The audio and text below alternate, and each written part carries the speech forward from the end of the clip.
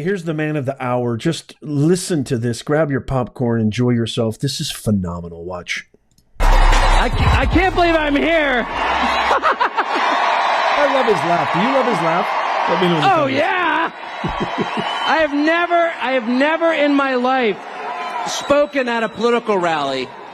I've covered a million of them for over 30 years, and I've never spoken at one, never thought I would. And I'm so thrilled. I'm honored to be here. I really am. And I am. It's totally without shame and entirely with gratitude I'm standing here. And I can't believe I just spoke after Bobby Kennedy. It's so cool. So here we are at an enormous Donald Trump rally less than 2 weeks before the presidential election. I'm following Bobby Kennedy Jr., and somewhere in a half-empty Union Hall in a cold state is Dick Cheney's creepy little daughter campaigning with Kamala Harris. And I have to say, that is a thrilling trade as far as I'm concerned.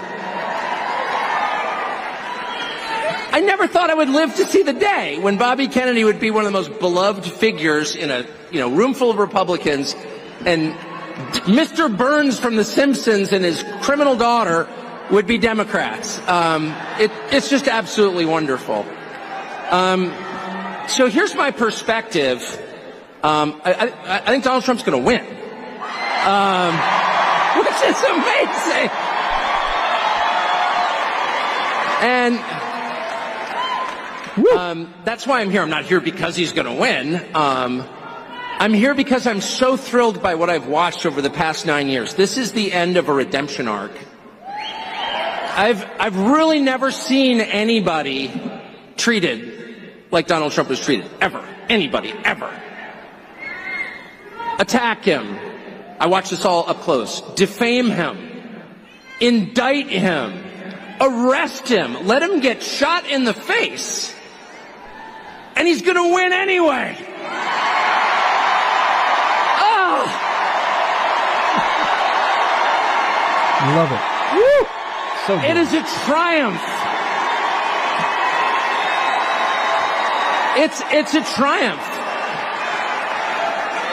The phrase triumph of the human spirit has been turned into a cliche by the people who write movie posters, but it doesn't make it any less real. Donald Trump's victory will be a triumph of the human spirit. It will be a triumph of Americans over the machine that seeks to oppress them. It'll be a middle finger wagging in the face of the worst people in the English-speaking world who are leaders. It will be a moral victory the size of which I never thought I would live to see. And it's essential. It is so important that that happens for a couple of reasons, and here's what they are.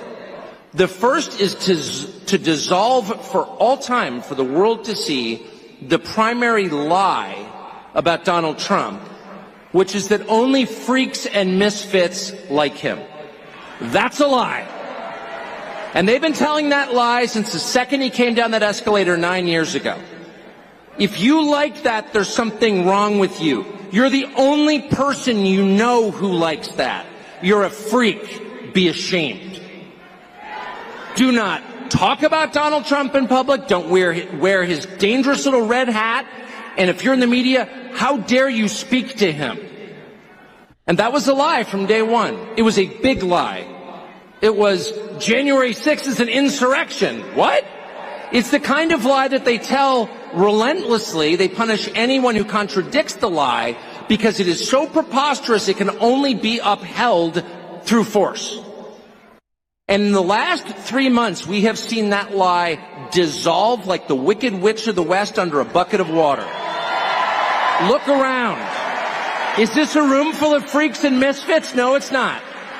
This is a room full of people who love their country enough to obey its laws, who sincerely believe in its founding precepts, who pay their taxes, who go to work. The ever-shrinking percentage of Americans who work a 40-hour week, who expect nothing from the system, and who have given their lives for the system, who are born in this country and plan to die here. And they're the most mistreated group in this nation, and they're also the biggest group in this nation. They're not some weird subculture of MAGA. They're America itself. And the only people who are denying that are the freaks and the misfits, who it turns out are themselves a tiny, bizarre minority, a cult, who have controlled the rest of us through fear and aggression. And that has ended. And it has ended thanks to the heroic stand that a couple of individuals have taken, first among them Elon Musk. Elon Musk, who single-handedly saved the First Amendment to the Constitution, which, let me remind you, is not just a feature of America, it's the basis of America. It's the First Amendment for a reason. It's what separates the free from the enslaved. Slaves are not allowed to say what they think. Free men have God-given right to do so and will. And this is the only country on earth in which that is guaranteed. And without Elon Musk, it wouldn't be, because he stands alone as the owner of a media platform that is still open. There's only one, and it's X. It's foreign-born Elon Musk. And then for him to come out, and by the way, just for the record, I've taken not a dollar from Elon Musk, okay? It's not a paid advertisement, it's just an observation. And this is heartfelt gratitude. And when you see the richest man on planet Earth stand up there in a t-shirt and start jumping around on stage, he's also one of the biggest federal contractors. People say, oh, he's got FU money. No, it's just the opposite. There is no such thing as FU money. The more money you have, the more vested you are. There's only FU poverty, actually, is the truth. And Elon Musk has more to lose than any living American by taking the position that he did, and he did it anyway. And so what's the message? If the person who's created the most, not just piles of cash, he's not Larry Fink, he's not worshiping money like our finance class, he's building things. And if that guy is for Donald Trump, and not only not ashamed of it, he's jumping around in a t-shirt, I can see his belly button, he's so excited, then maybe I'm not alone. Maybe I'm not the freak.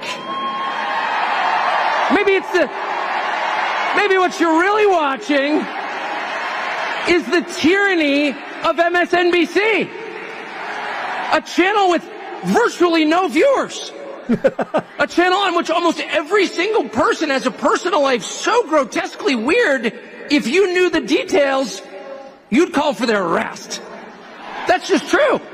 And those people, the unhappiest people in this nation, are defining the terms of the conversation? I don't think so. How'd they get away with that?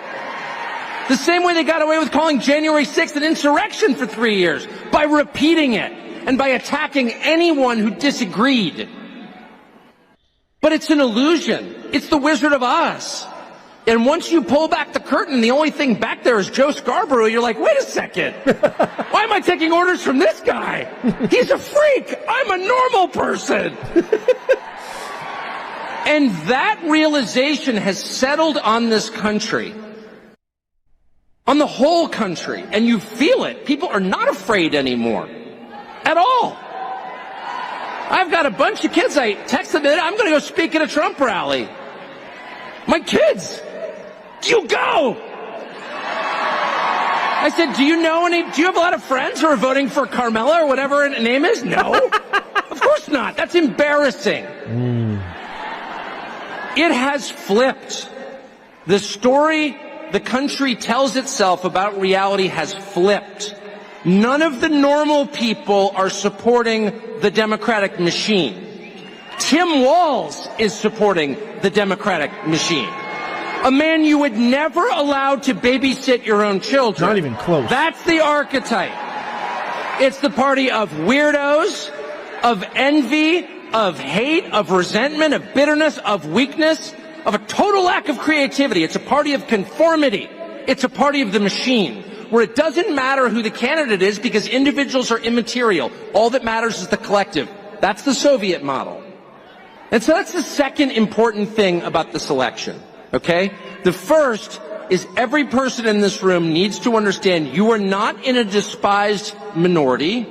You are in an incredibly gentle and tolerant majority who put up with this crap for way too long. As they insulted not only you, but the memory of your ancestors who died for this country. They tore down statues to their memory. People have never built anything in their lives. They went out of their way to humiliate you and spit on you and the graves of your ancestors. And that's not an exaggeration. They did that. And this country is so nice. It's so polite. It's so thoughtful and empathetic and sweet. It's the kind of country that loves dogs and gives directions to strangers, that we put up with it for 4 years. But we can't anymore. We just can't. And we can't for two reasons. The first reason that we can't put up with it for one more minute is because it's just not justice. It's not. It's not justice. It's unfair. You cannot reward the most parasitic, useless, violent, nasty, aggressive people in your country. You can't make them the richest. You just can't. It's just wrong. In a fair, decent country, the people who work the hardest, who have the highest level of talent, who are the most creative, who are the most decent to their neighbors, who give the biggest tips to waitresses, those people should be successful. Those people should be revered. It shouldn't be Larry Fink. Are you joking? Kamala Harris shouldn't have a job. She has no skills. How did we wind up with a system where Kamala Harris, you couldn't change the tire on your truck, much less drive it? How did she wind up at the top of the pyramid? And then once she's there, she lectures you like you did something. It's too much. You can't allow that. It's an offense against the truth, against reality, and against justice itself. And the second reason you can't allow it is very familiar to anyone who has children, which is if you allow it, you will encourage more of it.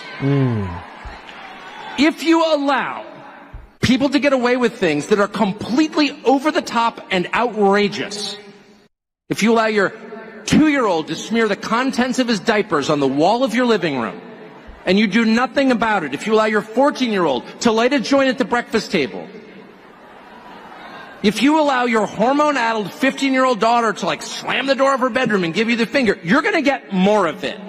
And those kids are going to wind up in rehab. It's not good for you, and it's not good for them. No. Enough is enough. We cannot stand for this another second. I don't think anybody could have characterized it, could have articulated it any better. I can't wait to read your comments on this. Let me know what you think in the comments down below. We have to get this thing. We are so close, y'all. We cannot. Remember the words of the Mamba, Kobe Bryant. Job not finished. Don't spike the football. He is giving a very, very inspiring speech, the triumph of the human spirit. 100% I'm on board with every penny of that. But we still have a lot of work to do.